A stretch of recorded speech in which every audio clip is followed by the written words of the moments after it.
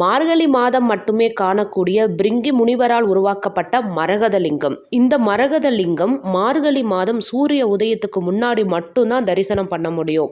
மற்ற நாட்கள்ல இதை தரிசனம் பண்ண முடியாது. அந்த அற்புதமான திருக்கோவில் எங்க இருக்குன்னு உங்களுக்கு தெரியுமா? அருள்மிகு அர்த்தநாதீஸ்வரர் திருக்கோவில், திருச்செங்கோடு. இங்க ஏன் பிரிங்கு முனிவர் இந்த மரகதலிங்கத்தை உருவாக்குனாரு அப்படின்றதுக்கு பின்னாடி ஒரு பெரிய புராண கதையே இருக்குங்க. அது என்னன்னு பார்க்கலாமா?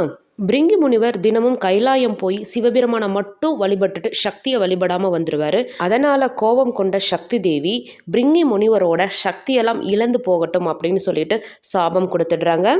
சிவனுக்குள்ளதான் சக்தியும் அடக்கம் அப்படின்றத நிரூபிக்கிறதுக்காக பார்வதி தேவி இந்த மலையில வந்து கடும் தவம் இருக்கிறாங்க. அவங்களோட தவத்தை மெச்சின சிவபெருமான் தன்னோட இடப்பாகத்துல இடம் கொடுத்தாரு அப்படின்னும், அதனால தான் இங்க இருக்கக்கூடிய மூலவர் அர்த்தநாதீஸ்வரராக இருந்து மக்களுக்கு அருள் பாலிக்கிறாங்க அப்படின்னு சொல்றாங்க. பார்வதி தேவி தவம்